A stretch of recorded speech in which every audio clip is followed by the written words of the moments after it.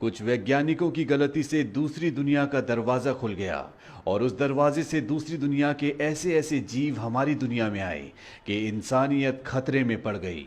Bollywood silver screen presenting the mist. इस कहानी की शुरुआत में डेविड अपनी पत्नी और अपने 8 साल के बेटे के साथ खिड़की पर खड़ा होकर बाहर चल रहे तूफान को देख रहा होता है। खासतौर पर यहाँ से कुछ ही दूर पहाड़ियों पर लगातार बिजलियां गिर रही होती है और डेविड जानता है कि जल्दी तूफान इनके घर तक पहुंच जाएगा। इसीलिए डेविड अपने परिवार के साथ अपने घर के बेसमेंट में सोने के लिए चला जाता है और जब वो सुबह घर के बाहर आता है तो वो देखता है कि तूफान की वजह से सब कुछ तहस नहस हो चुका है। वो लेक के किनारे जाता है और तभी उसकी पत्नी कहती है वो देखो, और जब वो सामने देखते हैं तो बहुत सारी मिस्ट यानी कि धुंध उन्हीं पहाड़ियों की तरफ से जहां पर रात को लगातार बिजलियां चमक रही थी, लेक से होते हुए इनके शहर की तरफ बढ़ रही होती है। इन्हें सब कुछ अजीब लगता है। इसके बाद डेविड अपने पड़ोसी के पास जाता है। उसकी गाड़ी के ऊपर एक बहुत बड़ा पेड़ गिर गया होता है जिससे वो बहुत परेशान होता है। वो डेविड से पूछता है क्या तुम शहर जा रहे हो? डेविड कहता है कि हाँ, और इसके बाद डेविड अपने बेटे और अपने पड़ोसी ब्रेंट के साथ शहर की तरफ निकल पड़ते हैं। जब भी रास्ते में होते हैं तो देखते हैं वहां पर बहुत सारी मिलिट्री की गाड़ियां भी आ रही होती है जो कि अफरा तफरी में होती हैं, और ये सभी गाड़ियां भी उन्हीं पहाड़ियों की तरफ से आ रही होती है जिस तरफ से धुंध आ रही है। डेविड का पड़ोसी ब्रेंट उससे पूछता है क्या तुम्हें पता है कि वहां पर पहाड़ियों में आर्मी वाले क्या करते हैं? डेविड कहता है कि शायद वहां पर आर्मी वालों का कोई रिसर्च बेस है।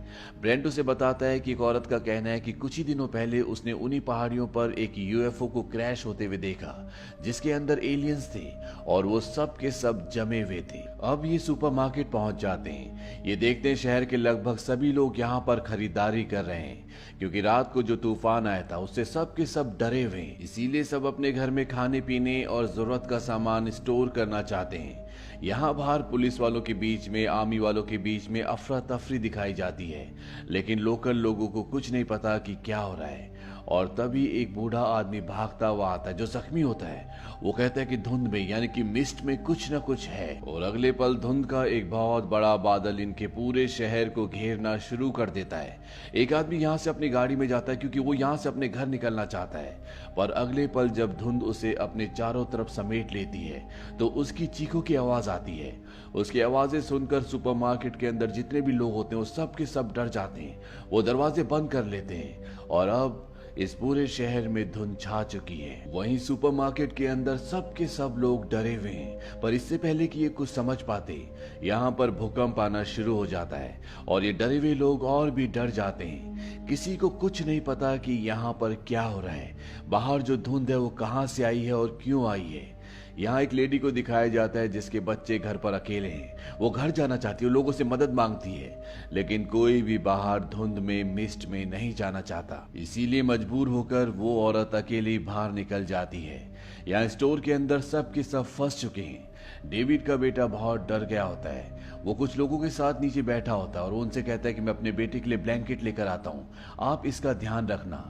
और जब वो अंदर गोदाम में जाता है तो वो देखता है वहां पर जनरेटर से बहुत सारा धुआं निकल रहा होता है, इसीलिए वो उसे बंद कर देता है। और जब वो गोदाम से निकल रहा होता है तभी उसे एहसास होता है कि पीछे शटर पर कोई है, और अगले पल कोई शटर को धकेलना शुरू कर देता है जिससे डेविड डर जाता है और उस कमरे से बाहर निकल जाता है। यहाँ बाहर कुछ और स्टाफ के लोग आ चुके होते हैं क्योंकि वो जनरेटर को ठीक करना चाहते हैं, शुरू करना चाहते हैं जो डेविड ने बंद कर दिया है। डेविड नहीं चाहता कि अंदर कोई भी जाए, वो उन्हें वहां जाने से रोकता है, लेकिन वो सब के सब अंदर चले जाते हैं। और जब वो जनरेटर को चेक करते हैं तो वो देखते हैं कि ये प्रॉब्लम बाहर से है, इसके लिए बाहर जाना पड़ेगा। डेविड इन्हें बाहर जाने से मना करता है, पर यहाँ पर एक लड़का होता है। वो कहता है कि मैं बाहर जाकर इस प्रॉब्लम को फिक्स करूंगा। ये शटर खोलने के लिए उसका बटन दबाते हैं और धीरे धीरे शटर ऊपर उठना शुरू हो जाता है। शटर थोड़ा सा ही ऊपर उठता है तो ये देखते हैं कि बाहर बहुत सारी धुंध है और धीरे धीरे वो धुंध वो कोहरा अंदर आना शुरू हो जाता है। और अगले पल उस धुंध से ऐसा लगता है जैसे किसी ऑक्टोपस के हाथ अंदर आ रहे हैं, और ये हाथ कोई छोटे नहीं होते बल्कि बहुत विशाल होते हैं जो उस लड़के को पकड़ लेते हैं। वो उसे खींचकर बाहर ले जाना चाहते हैं, पर डेविड उस लड़के को पकड़ लेता है। डेविड यहाँ पर बाकी लोगों से मदद भी मांगता है, पर वो सब के सब इतने डरे हुए होते हैं कि कोई भी मदद के लिए आगे नहीं आता। और वो विशालकाय जानवर जिसके सिर्फ हाथ दिख रहे हैं वो उस लड़के को खींचकर बाहर ले जाता है, पर इससे पहले कि वो अपने सभी लिम्स को, सभी हिस्सों को बाहर निकालता, डेविड उसके शरीर के एक हिस्से को काट देता है। इसके बाद ये सब के सब लोगों के पास आते और उन्हें बताते हैं कि हमने एक टेंटिकल को देखा, यानी कि एक बहुत बड़े ऑक्टोपस टाइप जीव के शरीर के हिस्सों को देखा, पर इन पर कोई भी विश्वास नहीं करता। इसीलिए डेविड और यहाँ के स्टाफ के जो बाकी लोग होते हैं, जिन्होंने उस विशालकाय जीव के हिस्सों को देखा था, वो इन्हीं में से एक आदमी को स्टोर के अंदर ले जाते हैं, जहां पर अभी भी उसके शरीर का वो हिस्सा पड़ा होता है जिसे डेविड ने काट दिया था। और जैसे ये उसे स्टिक से टच करते हैं, उस हिस्से में जान आ जाती है, पर अगले पल वो पिघल जाता और पानी बनकर बहकर बाहर निकल जाता है। और अब वो आदमी यहाँ पर सभी लोगों को, जो डेविड की और यहाँ के स्टाफ की बातों पर यकीन नहीं कर रहे थे, उन्हें कहता है कि यहाँ पर सच में कोई सीरियस प्रॉब्लम है। दरअसल इस सुपरमार्केट चारों तरफ से ग्लास की होती है, इसीलिए इन सब की जान को खतरा है। और ये सुनने के बाद सभी लोग जो भी उनकी बातों पर यकीन करते हैं, वो यहाँ पर सामान से, कांच से बनी हुई खिड़की, दरवाजों और दीवारों को कवर करना शुरू कर देते हैं। डेविड का पड़ोसी जो ब्रेंट होता है, उसे उनकी बातों पर विश्वास नहीं होता, इसीलिए वो कहता है कि मैं यहाँ से बाहर जाऊंगा।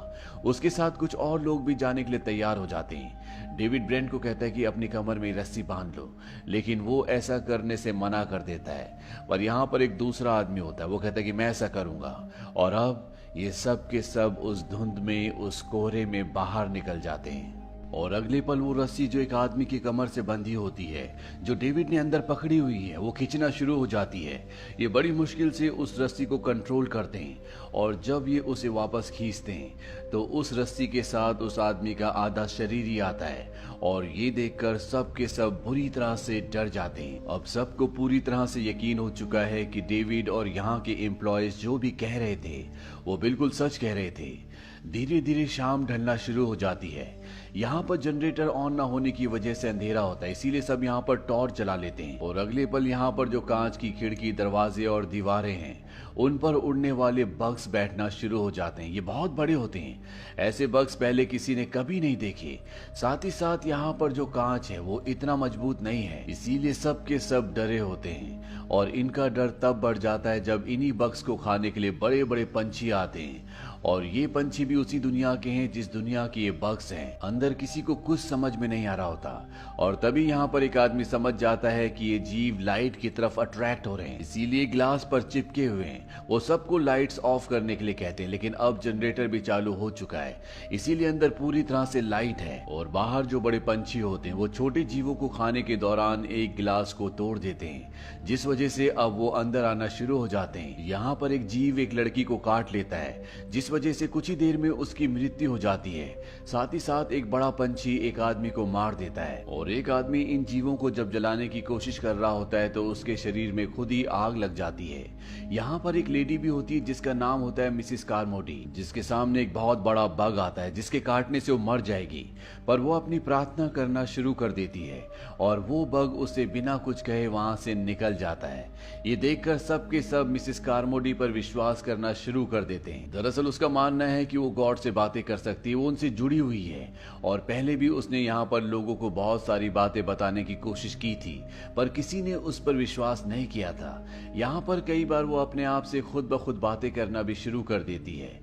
वहीं डेविड और यहाँ के कुछ लोग ये तय करते हैं कि वो पास ही में जो मेडिकल स्टोर है वहां से दवाइयां लेकर आएंगे, क्योंकि उन बग्स के काटने से यहाँ पर बहुत सारे लोग दर्द से कर्रारे होते हैं, बहुत सारे लोग जख्मी होते हैं। और डेविड और उसके साथ कुछ लोग मेडिकल स्टोर तक पहुंच जाते हैं। ये वहां से कुछ दवाइयां लेते हैं और तभी ये देखते हैं कि वहां पे एक आर्मी ऑफिसर को मकड़ी ने अपने जाल में बुरी तरह से लपेटा हुआ है। वो ऑफिसर अभी भी जिंदा होता है, पर उसकी हालत देखकर साफ साफ जाहिर होता है कि वो ज्यादा वक्त तक जिंदा नहीं रहेगा।